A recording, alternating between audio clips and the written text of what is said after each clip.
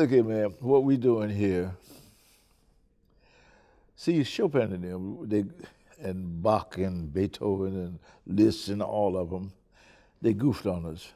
They stopped showing us how to improvise, which was a big blunder. And see, what happened is, improvisation. One theorist over in Europe, you know what he told me? He said, when improvisation stopped in Europe, it started in the USA. So, and see what happened is, most of the artists, the ones who really studied how to figure bass and all that stuff that leads to improvisation, they came over here. So they came to the USA. They fell in love with our stuff because it was easy. You know, they could write T for do. Oh, these are pretty little songs, you know? And see, that's why most of the standards are really correct. That's why everybody sort of avoids standard, but standards, everybody better learn the standards. Then they'll learn what Coleman Hawkins, you know, Coleman Hawkins, when I worked with him, he told me, he said, I don't play chords, I play movements. I understand it now. Play movements, not chords. See, chords is just part of the thing. Movement. Like, see, yeah. Could have been different too. Do it again. It also could be, watch this.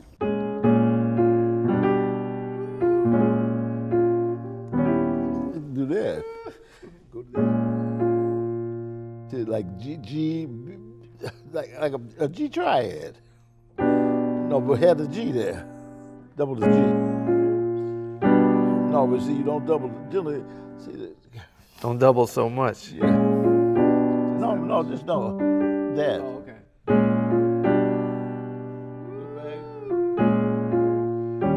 Or go to the A, that would sound better. Oh, okay.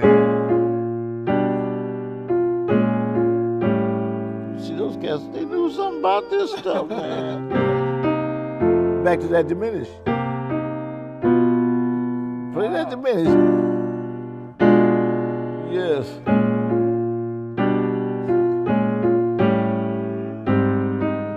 You know what? That's why our standard songs really teaches us. Wow. That's why we play, what is this thing called Love? All these tunes came, not all of them came from European composers, because we had composers out on Broadway that would sell a song for $25 so they could eat, you know. Right. So we don't know who composed what. Right. You know, some people that will say, oh, so-and-so composed that. We don't know that. It's not all true, you know, so we have to take everything with a grain of salt. Yeah, I heard that about Fats Waller. He sold a lot of his songs. Sure, you know. Yeah. So we don't really know who wrote what. And some things we can tell. I think George Gershwin wrote "Man I Love." You know, it sounds sort of like him, and it's a couple more things. They George Gershwin things, you know. I don't think George Gershwin knew enough about jazz, even though he wrote the Rhapsody in Blue. You know, I've never heard somebody who really knew about jazz write a composition for the Philharmonic Orchestra. Nobody. I started working on one now because I got a bass player who's with the Philharmonic Orchestra who comes to my class. Oh, David. David. Yeah. I'm crazy about him. Play the piano better than the average piano player, you know. But see, I started working on it because it's just so much. See, the piano, people think the piano is like the orchestra, but the piano can't be like the orchestra. The orchestra is layers of music, you know, like layers, where the piano is just right here, you know.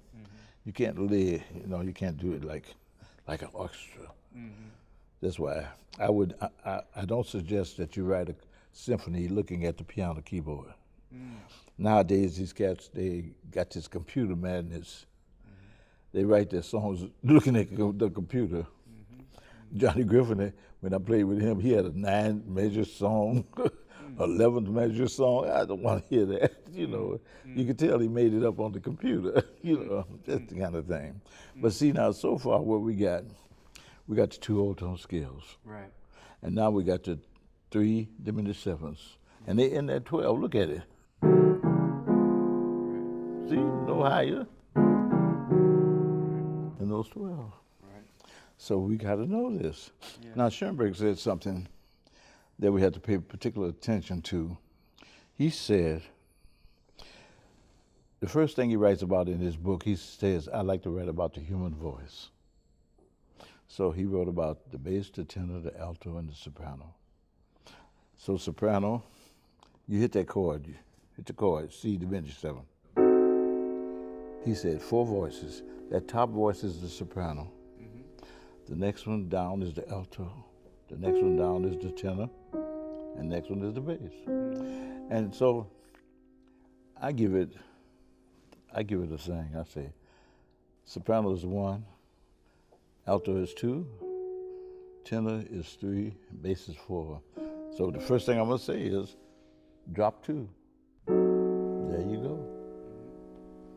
Then I'm gonna say, oh, go back. Drop 3, drop 3.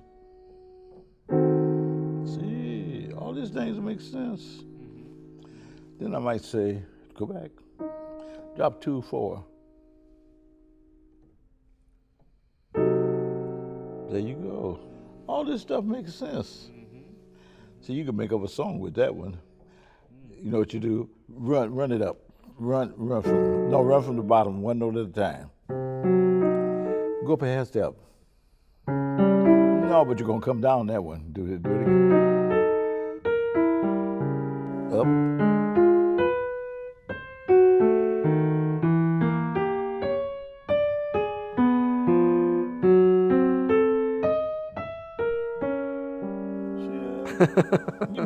You make up a whole song like that. We sure could. That's just, now we come to what Schoenberg, see, you got to know about drop 1, drop 2, drop 3, Right. drop 4, all this kind of stuff. Right. And so then we begin to learn. I might even tell you to drop, here's a weird one. Drop 2 and 3. Drop 2 and 3, so that's 2 and 3. We're gonna come down there. There it is. Run that one to see what it sounds like.